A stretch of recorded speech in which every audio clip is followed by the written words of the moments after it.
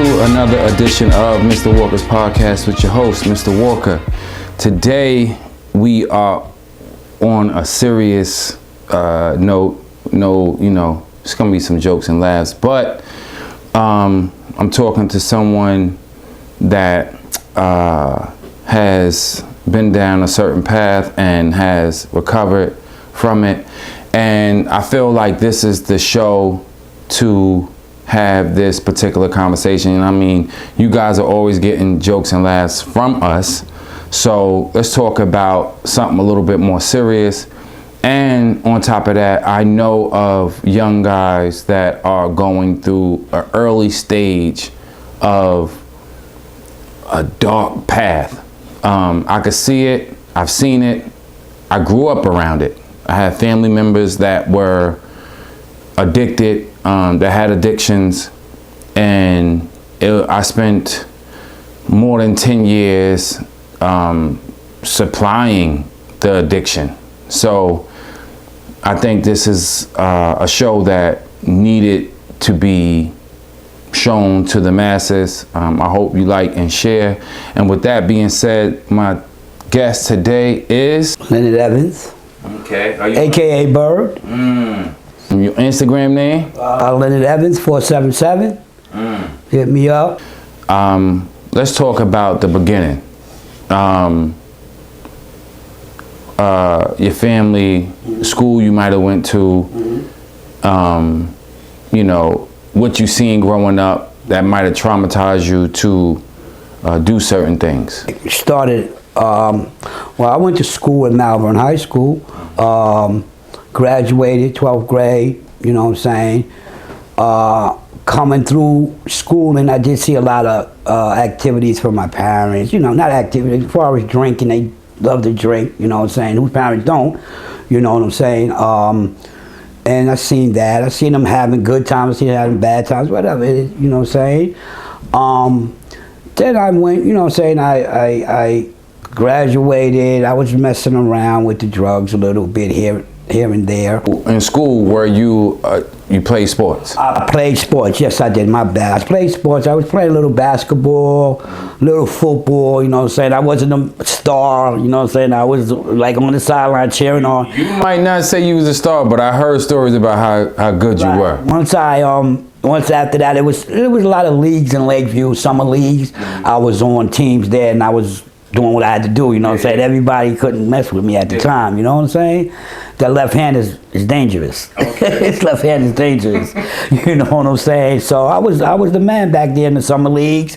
Whitfield Road, we used to go on Whitfield Road. When the gym was there, we used to play, we had a little league in there. Boroughs, different boroughs? Yeah, little different towns. Yeah, okay. Different towns, not boroughs. Different towns would come out and we played them, you know what I'm saying?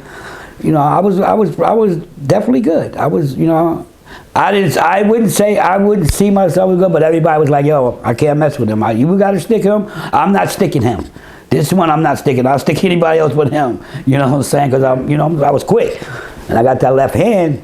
Yeah. You know what I'm saying? So that happened, and then, you know what I'm saying, I graduated from high school, you know what I'm saying? I didn't go to college. I didn't want to go to college because this was just me thinking I might have been a failure. That's a party. Yeah. College is a party. Okay. To me at the time I was coming up, you know what I'm saying? I knew I would have tore that up. I wouldn't have been interested in that.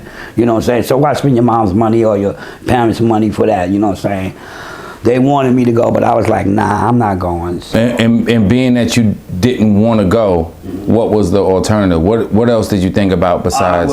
My other alternative was working. Okay. You know what I'm saying? I did love to work. I wanted to work, you know what I'm saying? And get my owns. Yeah. I'm on my owns. I'm grown now. Yeah. You see what I'm saying? Now you got to go get your own because your parents are not going to do it, you know what I'm saying?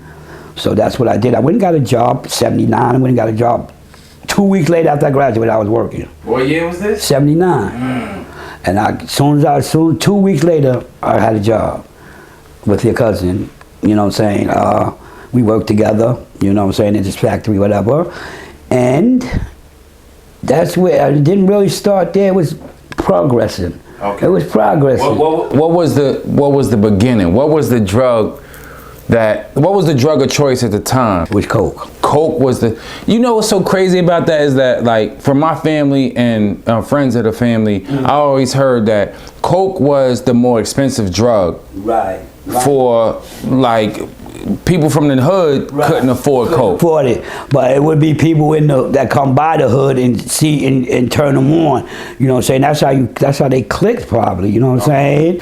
And when we talk about people that come to the hood, are we talking about white people, Caucasian people? I'm talking about, like, I'm just gonna say, for instance, somebody came out of my crib to get high, and I wasn't getting high, but I tried it. Yeah. That's how I clicked, and then with him and messed with him. Until I found out, you know, there's a better way to do it. But you know, they always associate crack with the hood and Coke with the upper echelon. Like, there's a couple of uppies that was doing Coke. They wasn't fucking with crack. You know what I'm saying? Coke, I mean, once you put that. Coke was earlier. Coke was earlier. That was the first thing. Coke was the first. Was weed ever It was back in the 70s. When I was coming through high school, that's what we was doing in the yellow envelopes. Yes. That's what we was doing. That's what we was smoking. You know what I'm saying? Drinking MD 2020 early in the morning, sun blazing.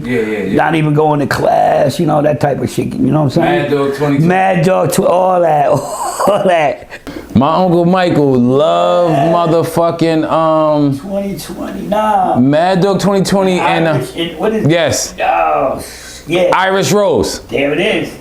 Irish Rose, my Uncle Michael, God bless him, he's still alive, that's my OG, he like Superman to me, but Irish Rose was my Uncle Michael's shit. Yes. So I definitely know about the Mad Dog 2020, but that was the drink of choice back then, and Bud. That and the 45, I don't even think the old units was out then, I think it was 45 then, Coke 45, and the weed.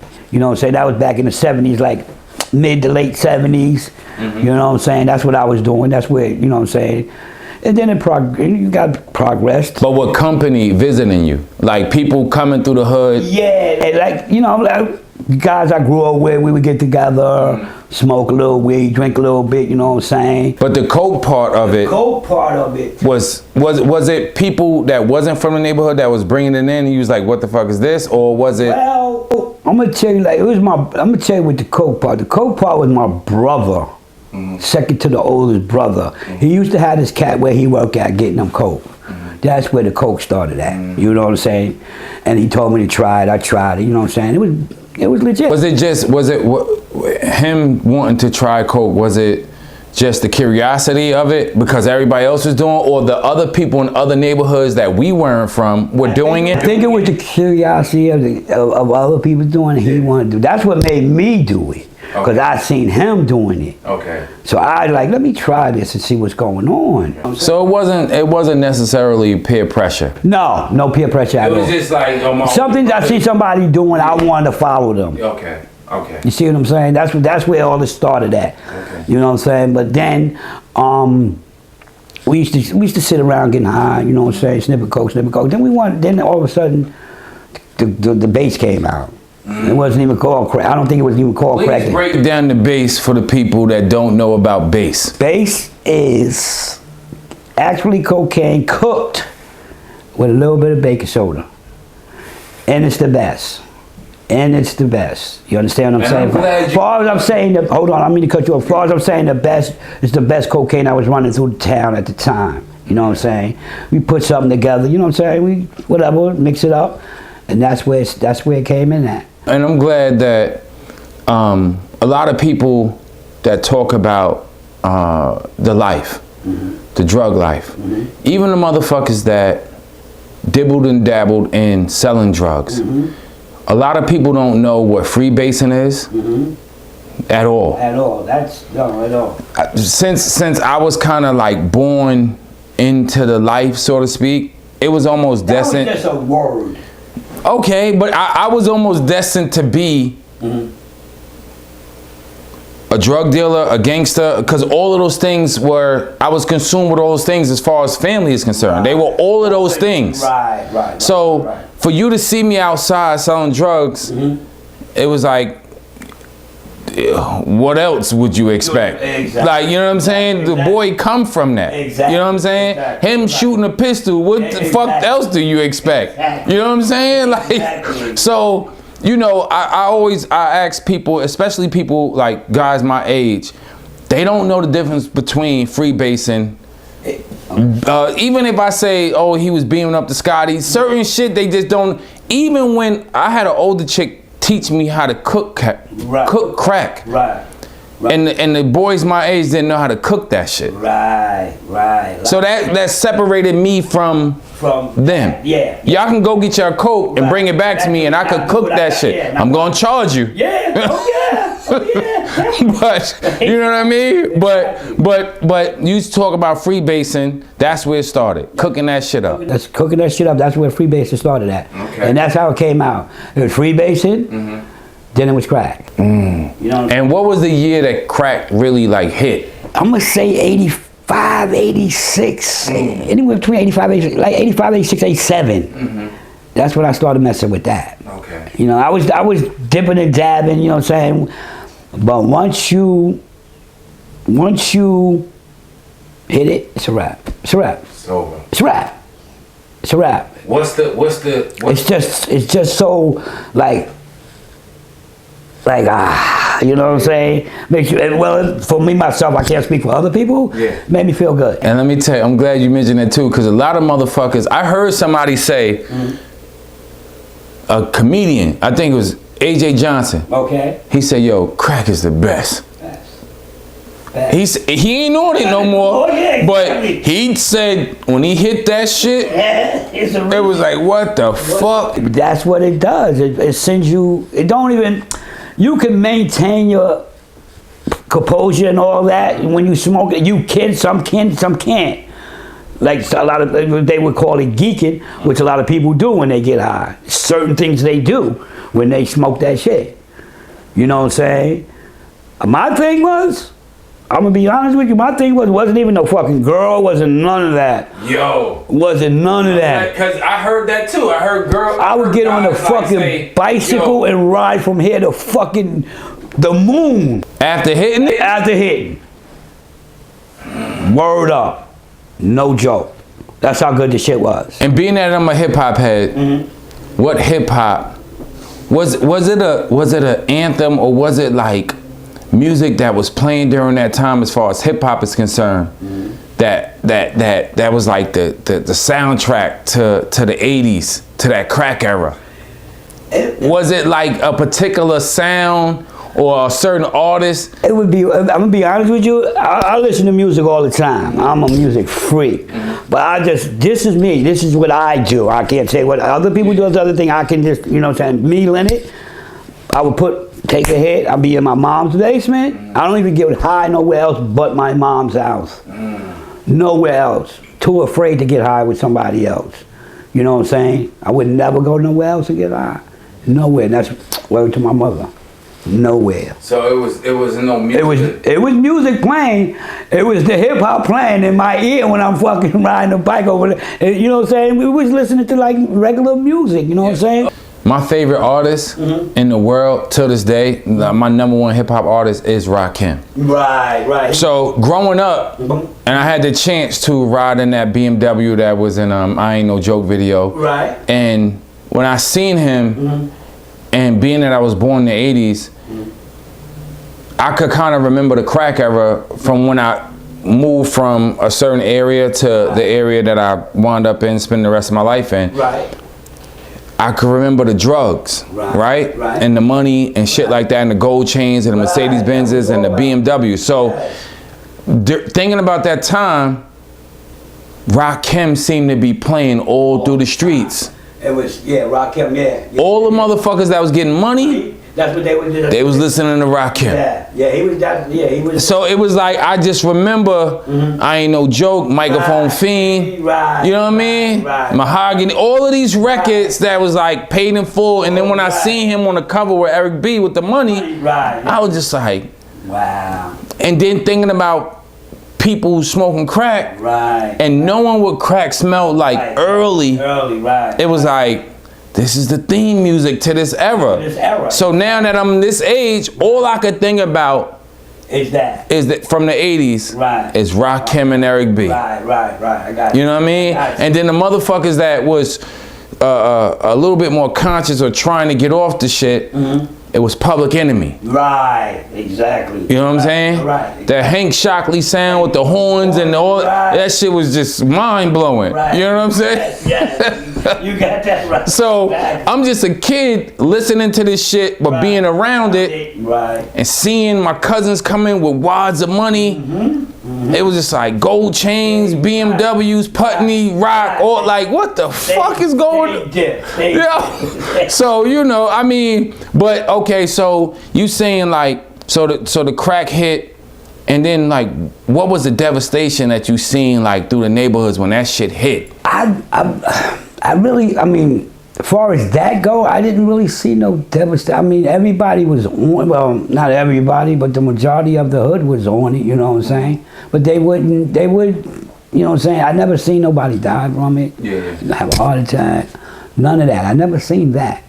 You know what I'm saying? It seemed like every time, I mean, I've seen a couple of arguments with a couple of guys, whatever, you know, that's going to happen in that game, you know what I'm saying? Yeah. Because, you know, you're not getting treated like you treat them. Like when you get your shit, you go right to their crib and let's sit down and let's whatever. Yeah. You know what I'm saying? But I never see no devastation, never. You know, not with that. You know what I'm saying? With car accidents, that's, you know what I'm saying, but not with the drugs. Was it ever a point in your life where you felt like you was like, oh, this shit is consuming my everyday? Yeah, it got you. It was a time, you know what I'm saying, I would say mid-90s. I started in 87. Okay. And I smoked all the way to 2006 was my last day of smoking crack. Okay. Mid-90s, early mid-90s, it had me. It had me. It had me. It wasn't nothing I wouldn't do to get it. I didn't rob nobody's crib. I didn't jump, I would do what I had to do for myself. I went up in the store, did what I had to do up in there, you know what I'm saying? I did a lot of hustling, you know what I'm saying? Through the neighborhood, everybody know me. My brother Ralph, everybody knows us, you know what I'm saying? And there ain't nothing that we can't do that, you know what I'm saying? As far as yards, that was my hustle, doing yards. Okay. Just to survive this addiction. Yeah. Just to survive this addiction. I wasn't asking nobody. Sometimes some people, they felt funny about giving me money because they know what I was doing. They wasn't giving me no money. My people wasn't giving me no money. You know what I'm saying? I had a couple, my whole family was addicted to this shit. Not to crack, they was doing dope, crack, whatever. And that dope high is a different... It's totally different. Never did it, I don't like it. That dog food. That is it. I don't like it. That dog food. From what? And yo, I seen a motherfucker 2-3 weeks ago. Right. Jaw this big. He bent down damn near all the way to the ground, but like in a leaning crazy position. Right, Arms, like it looked like, Jackson. yeah, like, and he stuck like that. Right. And then he popped back up. Right. And he do the Exactly. I know this shit so well, like yo, yes. and not to say that I'm proud of it, but because like I've been around it since I was a baby. Yeah, exactly. I know what a drug addict looked like. Exactly. That's you know what I'm saying. Like I said, I lost all my siblings due to the drug game. You know what I'm saying? Yeah, all of them. We all got high together. They had their own thing, you know what I'm saying? They was doing dope, but my thing was crack. They go over to Brooklyn, whatever, do what they do. They would always bring me something back, you know what I'm saying? But you know what I'm saying? It was tough. It was tough. It was a tough journey for me. It was a tough journey. When did you decide to say to yourself, like, no, before we even get there, what are some things, or what are some relationships that you probably, or have you ever ruined relationships with people that are close to you because of the drug? My family. Okay. I'm gonna be honest with you. My family. I lost all of them. Okay. Kids, my nieces, my nephews, lost all of them because of the drugs. And meanwhile, I had a nephew that sells me drugs. I had to take a drink because of that. That was one of the things that, like, when I was out there on the block, I couldn't find myself to do. To the family. To the family. Right. But I didn't sell them the shit, but They had somebody come to you, and that was with them. and I kind of knew. It was also because I didn't want my mother to find out. Your moms know. You already know that. You already know that. You already call. You already know. They're not. Listen. They know. Listen, you know, so yeah. I'll give it a pop. Yeah, man. Look. So in the transition, like, what made you say, I'm done with this shit? All right, let me see, that at the time, it was in the 2000s. I'm ripping and running up and down the block, doing what I do, survive, whatever, you know what I'm saying? But it was the same thing every day. Every day was me doing the same thing. It's called a revolving door. You know what I'm saying? You stay in that revolving door, you ain't gonna get nowhere. You know what I'm saying? Like I said, I had a lot of family members that was like, you need to go get help. I was like, I'm good. Yeah. Meanwhile, I know I'm not good. You know what I'm saying? Yeah. So I was like hanging out one night, and for some reason I saw my brother the early part of the day. They used to live around the corner. Used to live around the corner from your mom's. And he was like, you ain't going nowhere to get no help. You ain't going. When you go away to get help, you come see me. I was like, all right, no problem. I'm gone. Like I said, I'm gone. I'm done. When I seen him, I'm like, I'm done. He like, you ain't going nowhere to get no help. You ain't. When you get ready to go, let me know, whatever. So I sat in the car. We spoke earlier about it at your aunt's house, cousin's house, rather. You know what I'm saying? She was a sweetheart. Once again, Danielle. She had my back. You know what I'm saying? She like, you don't need to be out in the streets. You don't need to be walking. It's cold. You can come sit. Dickie, his car was in the driveway, if you can remember. You know what I'm saying? I got up. I fell asleep in the car, whatever. I didn't even tell her, Danielle, I was leaving. I just left. I left all the shit that I was with me, my clothes, everything in the car. Just took what I needed with me to the program. So who exactly took you to the program? it was a pastor that used to live next door to me, Pastor Waldo. Okay.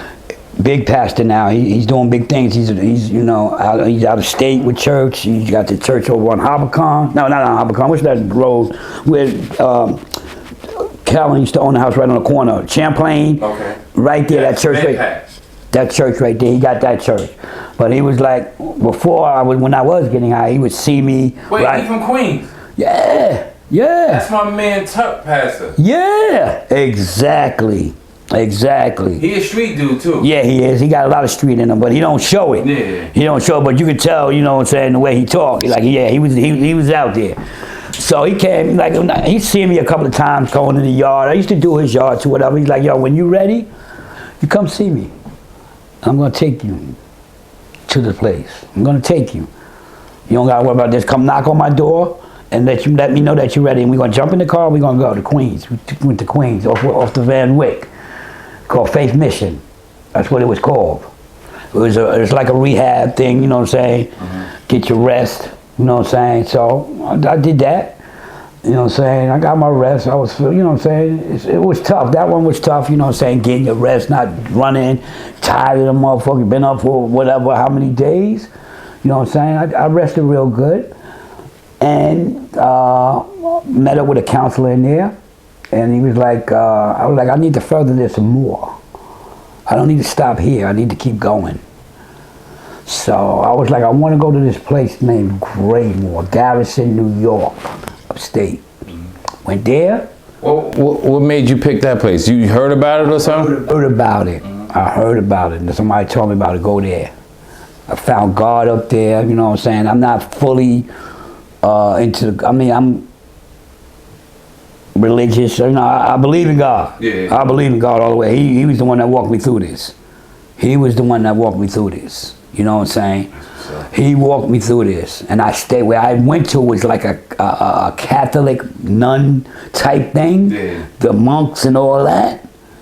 So I'm like, This is where I need to be. Everything was proper up there, you know what I'm saying? You can't eat, you gotta be online, you gotta have a tie, you gotta have a white shirt and tie online. It was a good place, you know what I'm saying? We have, we got meetings, we got groups.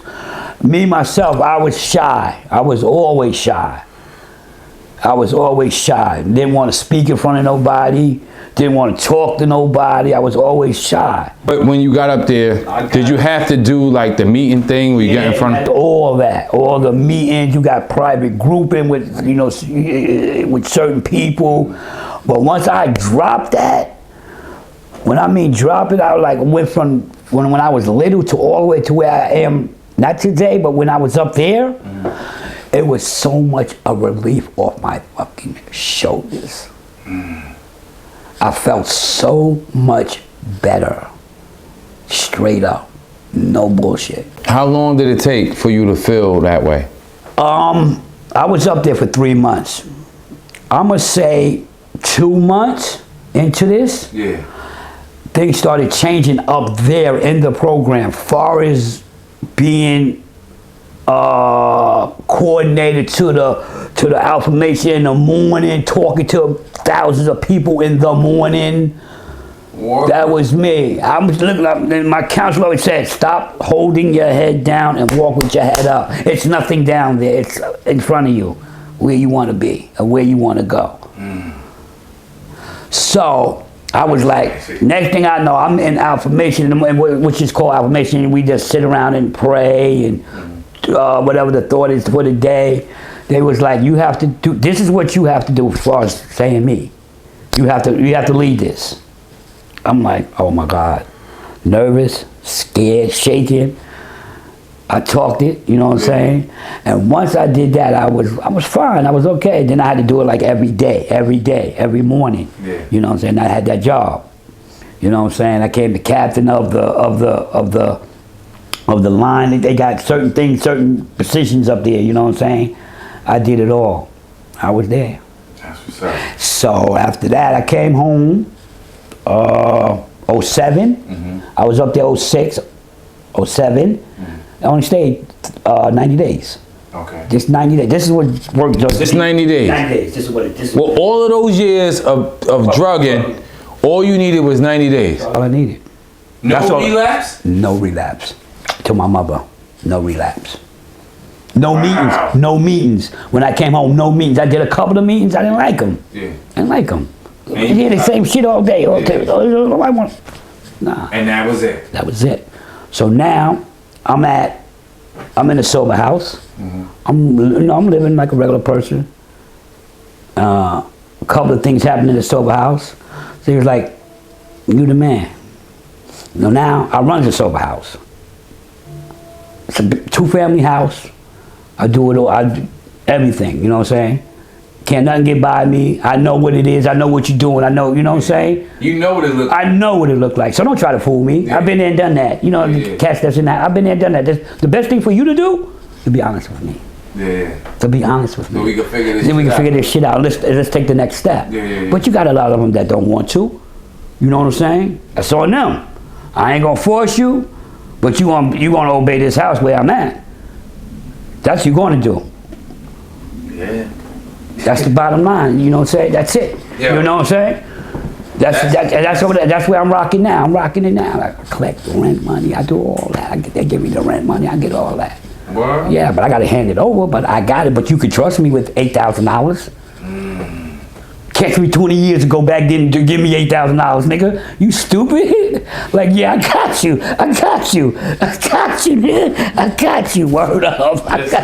You already know. Yeah. I'm going to the fullest. That's crazy that you were able to say, like, all I need is 90 days. I'm sure you didn't say that while you were doing it. No. But when you came home, to only get 90 days in after all years of fucking drugging and say, I'm never fucking with this shit again. Talk about it. I can be around it. It does not faze me no more. It's a rap. It's a Rizzy. It's a rap for Leonard.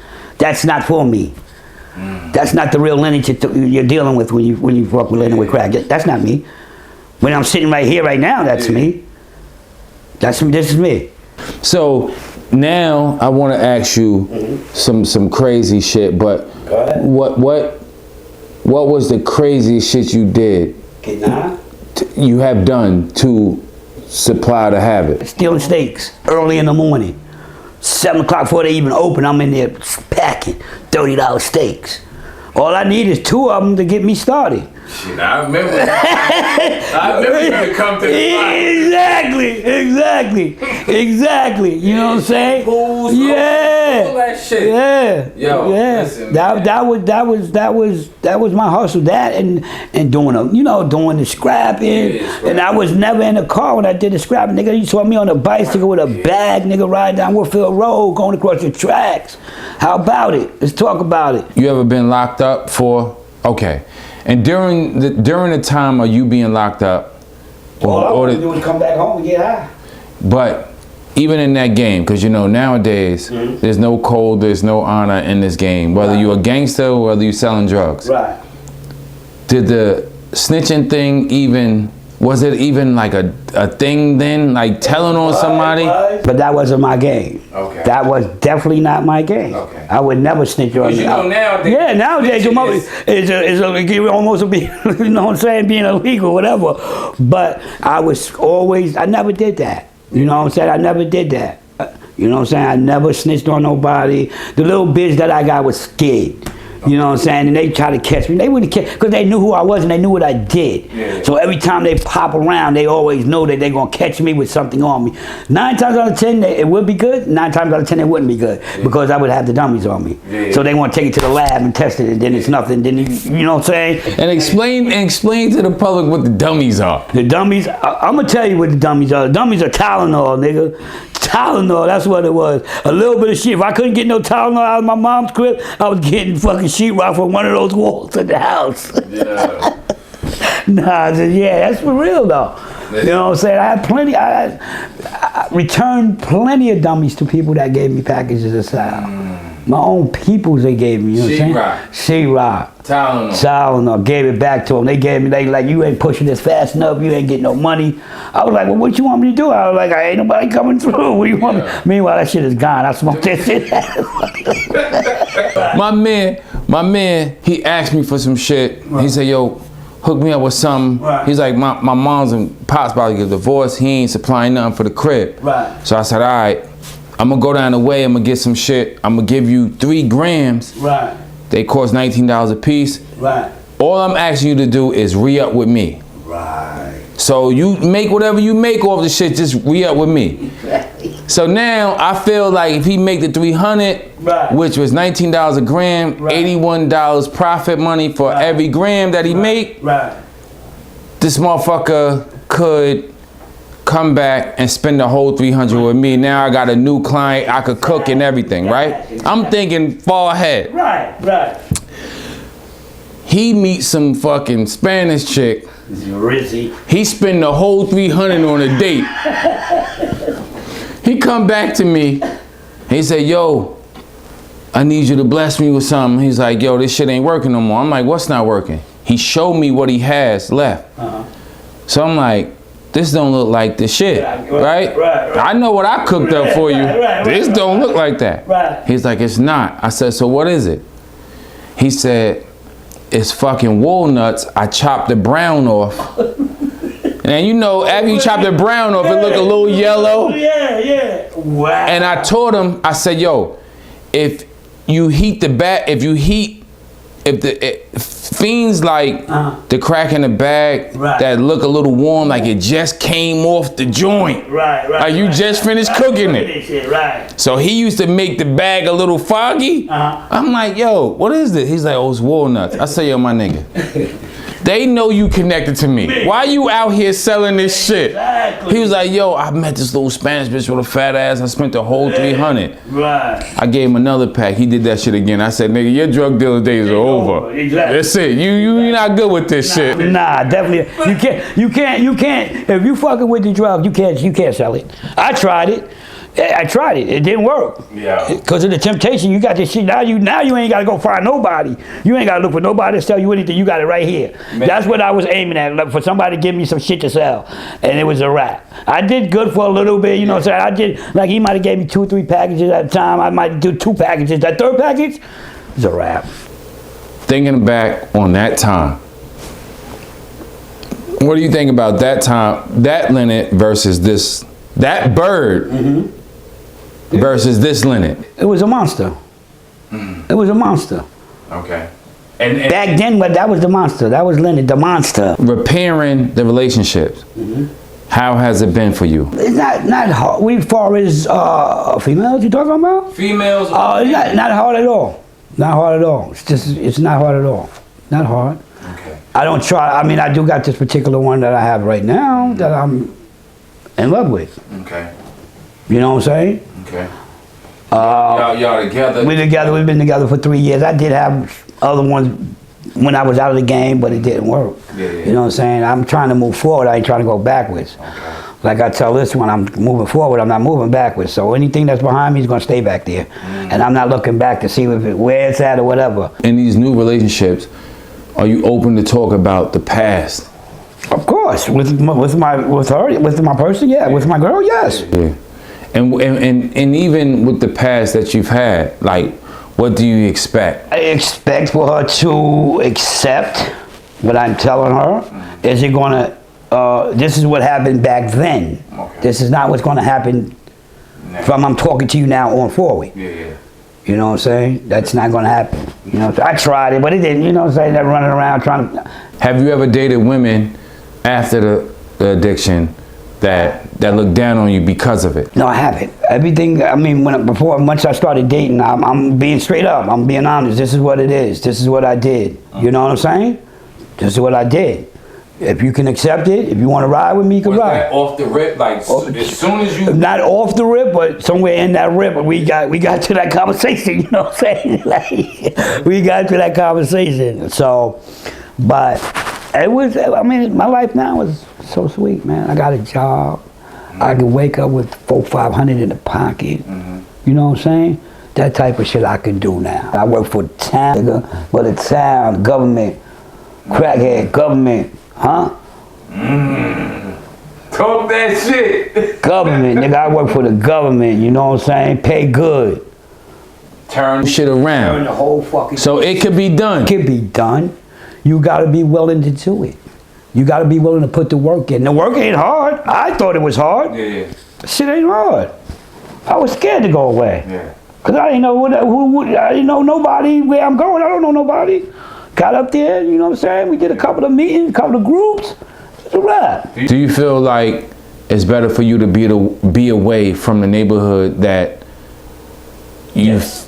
Okay. Yes. You know what I'm about to ask you. Yes. So you got to move away. People, places, things. You got to move away from Gotta this get shit. away from it. Yeah. What advice would you give a young person struggling with an addiction that they can't seem to shake? I would tell them to do 30 days. Do 30 days. And that 30 days, see how you feel. Do you feel fucked up? Depending on the drug, do you feel fucked up? And if you don't feel fucked up, then you can continue on your journey. Okay. You don't stop at the 30 days. It's just a lay down, you know what I'm saying, from the running you was doing, you know, getting your rest, you know what I'm saying? But then there's counselors in the program that you could talk to, and they can further you on to different places, you know what I'm saying? You know what I'm saying? But you got to be willing. And when I say willing, you got to do that. I could have went and did the 90 days and came back and started smoking again. But that's what my choice was, not to do that. That's what I put all the work in for. Yeah. For me not to go do that. You know what I'm saying? Some people, they can do it. They can do it. They can come back and, you know, that 30-day shit is weak to me. Because that ain't doing nothing. That's just letting you lay down, and then you're going to wake up the next day and you out and you still doing the same thing, revolving door. Yeah. The revolving door, you know? Okay. So I think that we at his end, and I'm gonna tell you the God honest truth. I salute you for getting through that shit, because there are still some people that haven't. Yeah. And like I said earlier in the show, I'm from that. Exactly. You know, like certain gang members on the West Coast would say that they were born into the life. Right. I was born into the hustler, the drug shit, the gangster shit. Right. So if you seen me acting a fool, it was almost like, what else did you expect, right? But the difficult part is to change the narrative. Exactly. My family is who they are, Oh, exactly.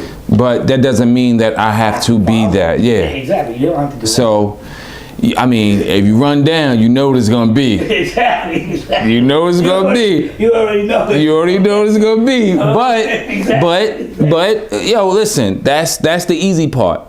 The harder part is staying in this motherfucker, going to work every day, and conducting myself like the man that I am today. Exactly.